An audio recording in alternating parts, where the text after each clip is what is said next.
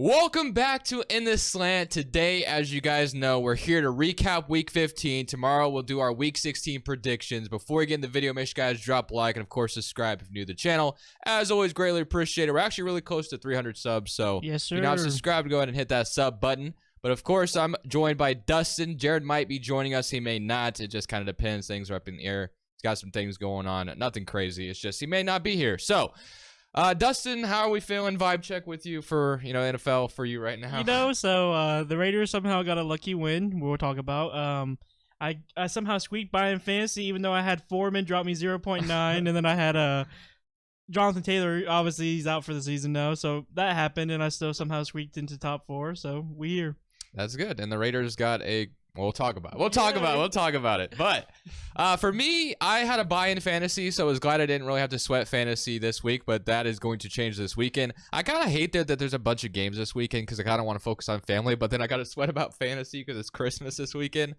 But regardless, we're going to talk about Week 15, so let's just go ahead and get started. Thursday Night Football, where it all starts every single time. You had the 49ers traveling to Seattle, and the 49ers came out and beat the Seahawks 21-13. The Seahawks have gone cold lately. Really cold. Yeah, they just have not been winning. They lost to the Panthers.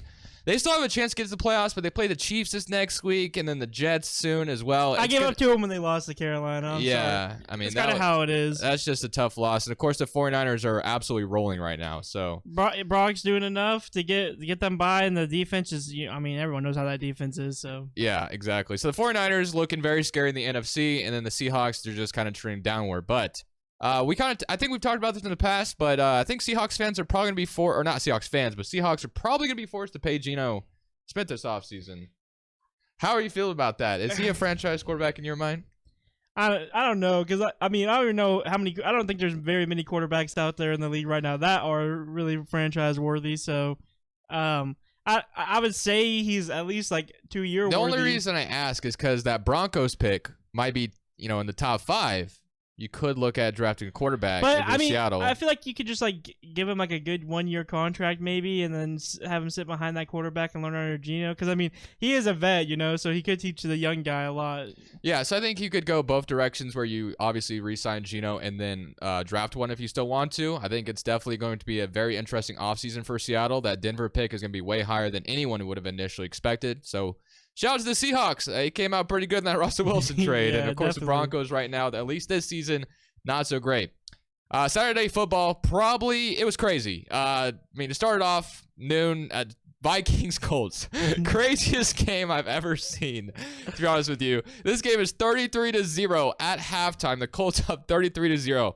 But for some reason, I kept saying it in our group chat. I was like, the Colts are going to come back. And then the Vikings just kept giving away points, just kept throwing interceptions, pick 6, special teams. I was like, okay, never mind. The Vikings are not winning this game. So, for some reason, I thought the Colts were going to fold. As soon as they went up 33-0, I was like, no one's blowing a 33-0 lead. The biggest blown lead was apparently like 32. And then, of course, second half comes. The Vikings just come storming back. And the Colts just couldn't do anything. They only put up 3 points in the second half. And to allow 39 points in a half is crazy. The Vikings, the biggest comeback in NFL history to force overtime. Of course, Jonathan Taylor going out didn't help the Colts, initial case. That's probably their best player. That screwed me too, almost. Yeah. So, the Colts just, man. So this is kind of how. So this was Saturday, right? So I'm at my buddy's house because their family invited me for their little Christmas party, and I'm watching this game. 33-0. So I'm like, I'm gonna turn it off. We're eating their Christmas lunch and stuff, and then his dad on the side was like, "Oh, I think the Vikings are making a comeback." And I'm like, comeback, and then he turns it on the TV, and I think it's they're 26 or 28. And I'm like, what? And then they literally score another touchdown to tie it. I'm like, dude, I was like, how the hell do you do this? Only the Colts, and literally two of the biggest leads we've seen in the last 10 years. Matt Ryan. Same quarterback. Matt Ryan is. It's not his fault, but shit. Matt Ryan is cursed, man. 28-3 in the Super Bowl, 33-0 now. It's just crazy that literally that 28-3 ruined Matt Ryan's whole career. He won the MVP that year, and after that, it's just been downward. So I think that was the peak, and obviously losing 28-3 at your peak in the Super Bowl, not great. But the next game, Browns of the Ravens, this one was a doozy. I didn't even get to see the first quarter because of the Colts and the Vikings in overtime. But it was a low-scoring game. The Ravens still don't have Lamar Jackson. Obviously, if we had Jared here, he'd probably be able to speak a lot more on it. But yeah, the Browns ended up winning 13-3. Deshaun Watson gets a win. No, he won against the Texans. But I say, is this his first win back? No, he won against the Texans. So yeah, I mean, the Browns, I don't think they'll make the playoffs this year. Obviously, it's just more about focusing on next year. And the Ravens need Lamar Jackson back. That's very clear. They just got Michael Thomas today, and no, not the Michael Thomas from the Saints. That is the one from the Bengals, and they just claimed Sammy Watkins. And I wish I had Jared to react to that because he said in the group chat, why the fuck do we always go after these bum wide receivers, basically, to summarize it. But I mean, literally, DeMarcus Robinson is their number one receiver. That is not a good spot. And Duvernay. And they haven't been getting Andrews involved. He's just not been getting enough receptions lately. I don't know how that man doesn't see the ball every time it's thrown in the air. I know. Might as well that's your best guy out there. Might as well. But hopefully Lamar's back soon so the Ravens can get back. And then Dobbins looked great. But other than that, man, the Ravens just need some spark, man. They've been just kind of coasting lately. It's just funny because so when I was doing the record, keeping track of the records today, I went back and watched the video, and Jared sat down on this podcast and he said, "No way, we're losing to the Browns." He's like, "Our defense is stacked." We both chose Browns, right? Yeah, we both chose Browns. Well, it's just I had a gut feeling just because with the way the Ravens were scoring lately, it just wasn't going to go their way. And he said Marcus Peters is locking everybody up. I mean, maybe he did because they didn't score many points, but 13-3. I think Amari Cooper had a decent game. I think he might have caught their one touchdown also, Amari Cooper. But the next game, Dolphins at the Bills. This was a good one. The Dolphins, for a second, obviously the Dolphins really needed this win. I think this is their third loss in a row. And the AFC East is a pretty close race on top of that with the Jets right behind. But yeah, the Dolphins. And the Patriots ain't far behind either. Exactly. So. But I mean, we got to talk about the Patriots here soon. But the Bills. Come out and win. This was a good game. Very good game to end off Saturday. Jalen Waddle had a really nice touchdown for the Dolphins. He was balling. But Josh Allen was balling, and they're just, I mean, it was supposed to be like a really snowy game, but it didn't end up being that terrible. So not much to really say. We knew that the Bills were going to let the Dolphins beat them twice in 1 year. So the Dolphins need to get back on track as soon as possible. There's only 3 weeks left. You got to win. I mean, I want to see this Dolphins team in the playoffs. I think they could give some trouble to a lot of teams, so I'm going to be very disappointed if they don't make it. Especially that offensive power. Exactly. I want to see Waddle and Tyreek Hill in it. But Sunday games, obviously. Got the Falcons at the Saints. NFC South, poverty division. It's kind of like that for the NFC East for a while where the division leader would just be terrible. This might be the worst playoff team we'll have in years.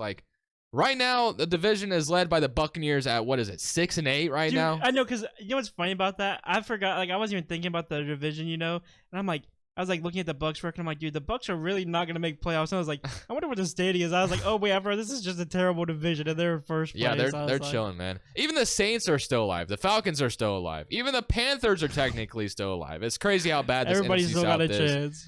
But yeah, Desmond Ridder had his first start, and he didn't do anything crazy. Tyler Algier had a good game on the ground.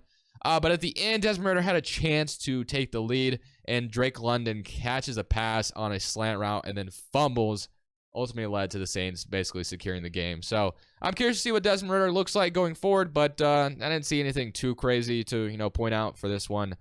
Yeah, the Steelers at the Panthers. I mean, obviously, I'm gonna guess Dustin didn't watch this game, and I sure as hell didn't either. Mr. Trubisky, he had a good game. It looks like they won against the Carolina Panthers.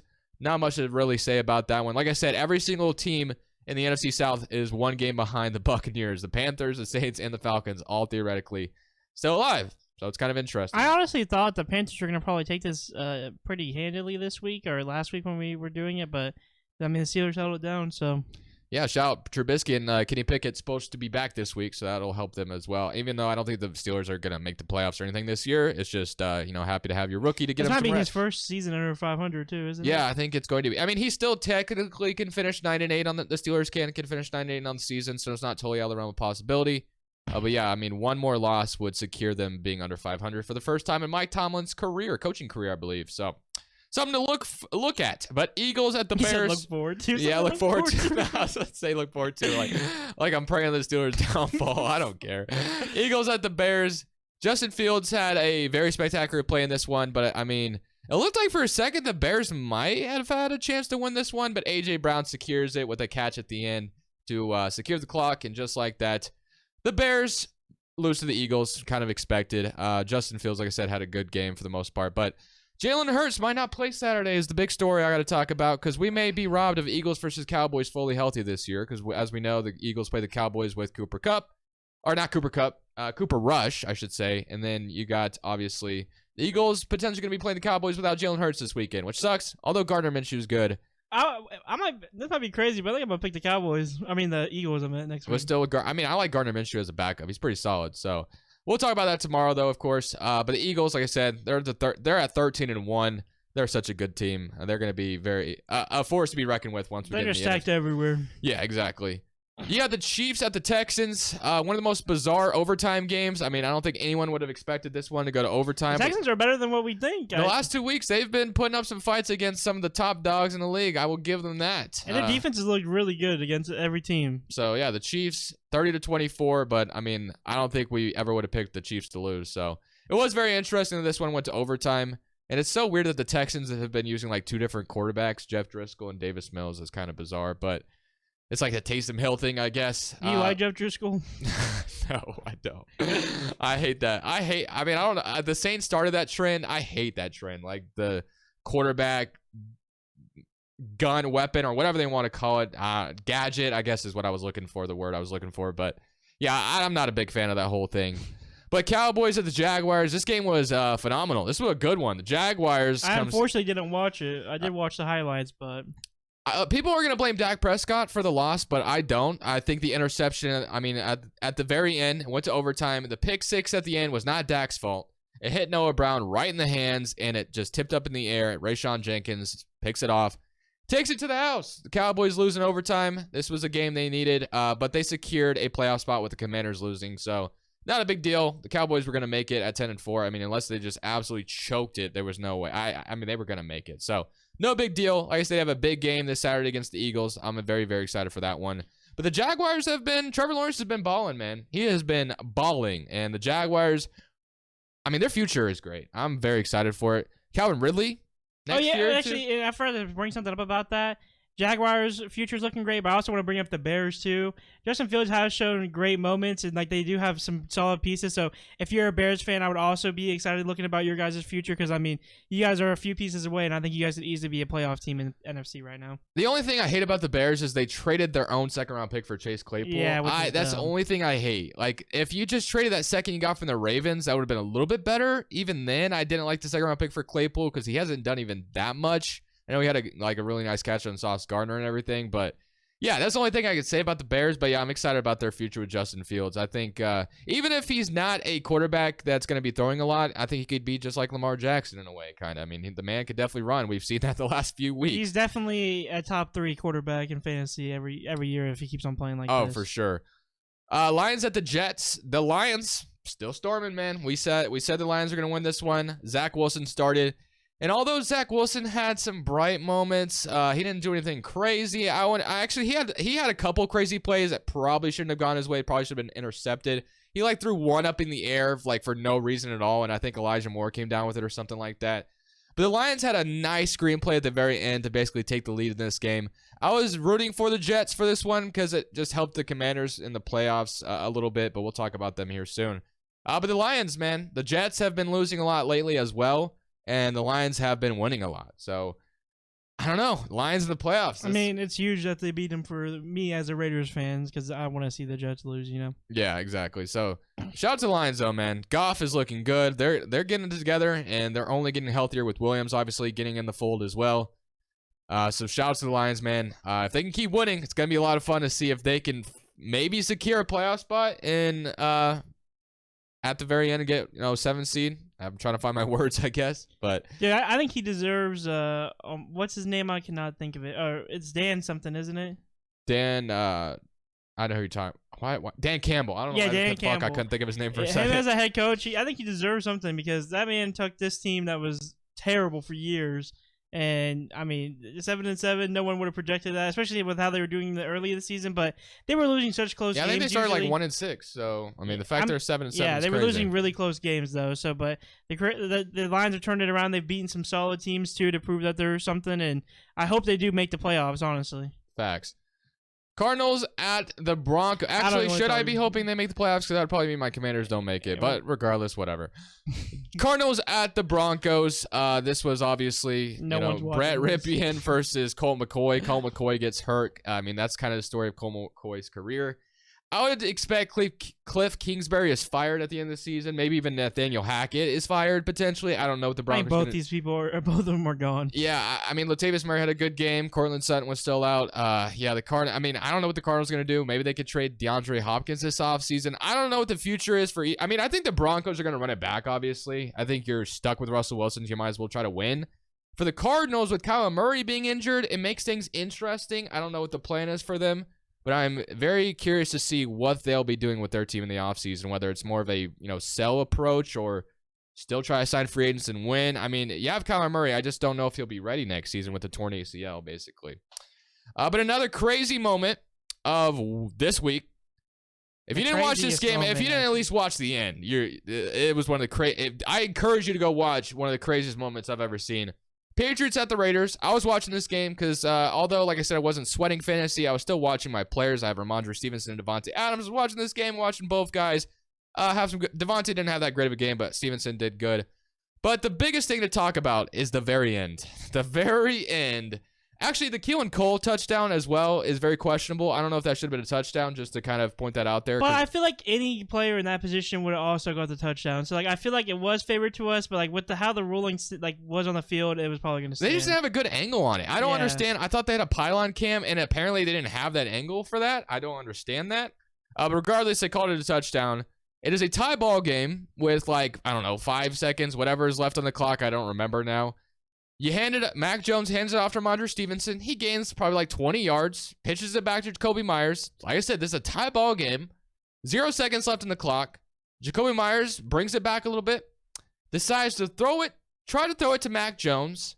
And the best way to say this is intercepted by Chandler Jones. Not really an interception, obviously. And Mac Jones is the one man to beat. And who do you think is going to win one-on-one? Chandler Jones or Mac Jones? If Mac Jones has to tackle Chandler Jones. That's gonna be a meme for sure. It's just one of the craziest plays I've ever seen. The Raiders win this one because of a stupid. I mean, this was so dumb by the Patriots because they're in the middle of a playoff race as well, and this was a game they needed. The Raiders are still technically alive as well, but the Patriots obviously a little bit more closer with a 7-7 record. It's just unfortunate. Jacoby Myers did own, making that huge mistake. It's just. Well, I mean, what was your reaction to just? So I'm gonna be honest. Unfortunately, I didn't come over to Brady's house, and it wasn't on the NFL mobile app, which is all I had to watch football at the moment. So I didn't get to watch this game, but I was watching the YouTube. I watched this YouTuber that does play action, and I'm seeing 5 seconds left, and I'm just hearing he's running up the field. Stevenson, he's thrown to Jacoby Myers. He's picked off by Jones, and at first it didn't register to me, because I was thinking he was talking about Mac Jones. He's Chandler Jones running touchdown. I was what? I was what the? We won with 5 seconds left. And then I watched the highlight after a while, and I was I cannot believe they let that happen. It's just one of the most bizarre plays. If you've not seen it, I'm pretty sure most of you have. If you watch football, you've definitely seen the play. I would hope so. It's crazy, absolutely insane. Never seen anything like it.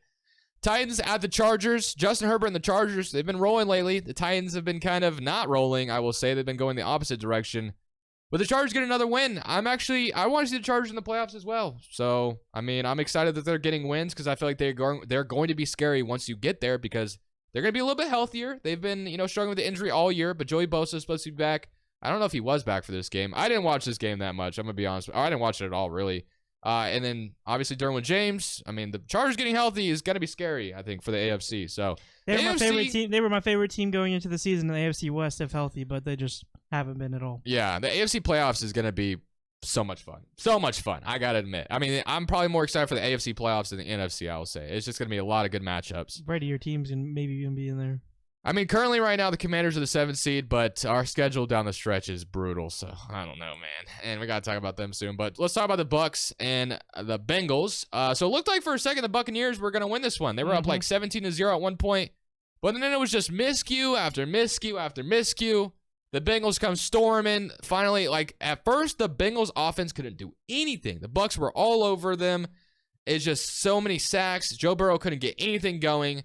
And then, like I said, the Buccaneers had so many miscues. At one point, they went for a fake punt, and Giovanni Bernard wasn't even ready for it. Tom Brady threw an interception. Jermaine Pratt had a crazy interception. Yeah, the Bengals just came storming back. I thought for sure the Bengals were about to drop this one. But the Buccaneers, even though they have struggled lately, I still think them being in the playoffs is still kind of scary if they can just get it together. Because it's not like their roster sucks. It's just for some reason they have been struggling. It's just, and I think they'll probably make it with how bad their division is. It's just. And players tend to turn up around playoffs, and if that whole team can turn up, they're definitely a scary team in the NFC, especially the NFC. If it was like the AFC, I'd be like, I want to. Yeah, I don't know about it. Yeah, the AFC, I think they'd have a little bit of tougher time, but the NFC, I still think they could, give some teams some problems. I don't think they'll make it to the Super Bowl this year by any means, but they can definitely make it to like second round. I don't know. Yeah, exactly. But the Bengals, like I said, storming. They're looking good as well. That's just another AFC team. That's like just a lot of fun to think about how crazy these playoffs are going to be. I was honestly thinking the Bengals weren't going to do shit at the beginning of the year with how bad they were, and now 10-4. I mean, they're proving why they were in the Super Bowl last year. Exactly. And unlike the Rams, but we ain't gonna, we'll talk about that. Sunday Night Football, Giants at Commanders. Man, GG Giants. Shout out to you, man. I don't want to. Okay, let's talk about that. Let's get this out of the way at the very end. The referees did screw the Commanders at the end. I will admit that, and I think some Giants fans can attest to that. But I don't care. The Commanders should have never been in that spot to begin with. There were so many times we approached Giants' side of the field, got in the red zone, and just never did anything with it. This team just continues to struggle. Brian Robinson, or not struggle, but just like shoot themselves in the foot. Brian Robinson averaging 6 yards a carry, just running all over the Giants all night, and we don't give him the damn ball in the red zone. Barely ever gave him any touch. I think he had like 1 or 2 carries in the second half, which is inexcusable. Makes no sense. Kayvon Thibodeau, you're a stud. You had a fantastic game. You actually just single-handedly wrecked this game for the Commanders, so shout out to you.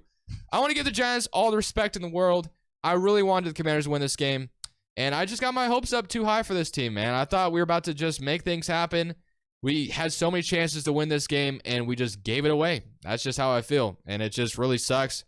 But it is what it is, man. I don't know why I'm surprised. This team gave me hope, and just came crashing back to earth. And I got to stop being so emotionally invested in sports, man. It's so bad for my mental health. I got my heart broken twice, 2 days in a row. One for my basketball team and one for my football team. I mean, you saw me when the Raiders earlier in the season we were losing. I was fucking crushed. I mean, it's just you can't do anything, man. Like, if you're watching this at home and you are very emotionally invested in your favorite team, and especially if your team is mid, like me, like both my teams are mid, you got to just stop being so expecting so much, man. You gotta control what you can control, man. But I mean, I feel like we should be used to this, Brady. I mean, our teams are always mid, so yeah, it is what it is, man. I don't know. Like I said, shout out to Giants, man. They came out and won. The refs screwing us to the end did suck, but we should have never been in that position to begin with. Should have been a pass interference on Samuel.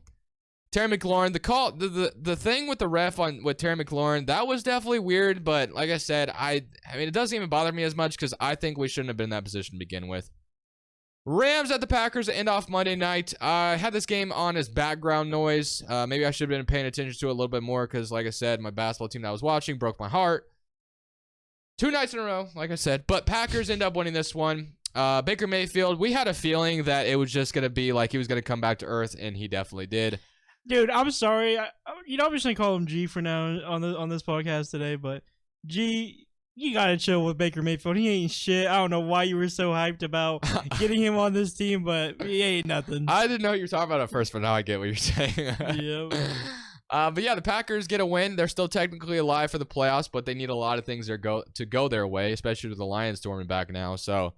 But that is your Week 15 recap. So we're on to Week 16. So we're hopefully better weeks ahead for both our teams. Yeah, fantasy playoffs gonna be sweating it this weekend. Of course, you got Christmas this weekend as well. So obviously we'll say the same thing tomorrow. But I hope you guys have a Merry Christmas, Happy New Year. It's gonna be a very fun weekend of football. Well, we'll film before then, but yeah, we'll be back tomororw, like I said. But just wanted to say that for this video as well. Before New Year. Will we? Yeah. Yeah. Oh, yeah, you're right. I'm getting it backed up or mixed up. Regardless, hope you guys enjoyed our Week 15 overview and reaction. Tomorrow, Week 16 predictions. This is In the Slant. We're saying Peace. Thank you guys so much for watching. Go ahead and click here to subscribe and of course to watch some more.